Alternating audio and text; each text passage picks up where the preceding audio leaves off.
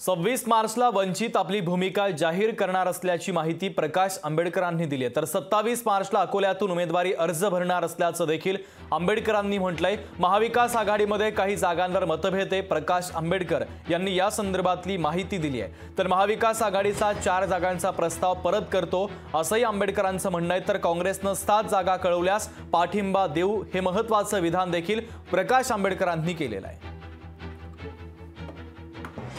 तुमचा फॉर्म भरण्याची चर्चा जी आहे ती ही रंगते, तुम्ही कधी फॉर्म भरणार आहात? नाही, मी 27 तारखेला भरणार आहे। अकोल्यातून 27तून भरणार आहे। महाविकास आघाडी सोबत की महाविकास आघाडीचा भाग? मी माझ्या पक्षाच्या वतीने भरत असतो। वंचित बहुजन आघाडीच्या वतीने मी लढणार आहे। त्यांनी जाहिरातबाजी का केली नाही हे तुम्ही काँग्रेसवाल्यांना विचारा। आम्ही फक्त असं एक गुडविल गेस्चर म्हणून असताना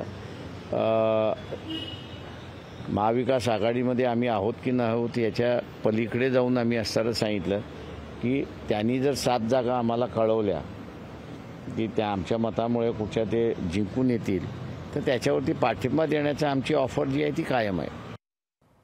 तर या संदर्भात नाना पटोले आणि रोहिणी खडसे यांच्या देखील प्रतिक्रिया समोर आलेल्या आहेत। आपण पाहूया। आंबेडकर साहेबांच्या बद्दल त्यांची युती पहिले त्यांच्याबरोबर झालेली होती, ती का तुटली मला त्यांच्याबद्दल माहिती नाही।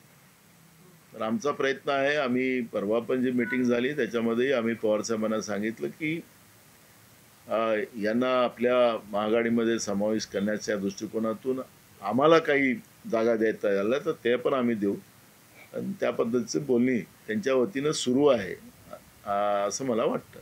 वंचितचा किती फटका आता तुम्हाला बघा, आणखी ते बाहेर पडण्याच्या तयारीत आहेत? तुमची काही असं म्हणता येणार नाही की ते बाहेर पडण्याच्या तयारीत आहे। जोपर्यंत कोणी जाहीर करत नाही त्यावरती मलाही जाहीर स्टेटमेंट करणं चुकीचं राहील। लोकशाही मराठी ऐका, पहा, जागरूक रहा।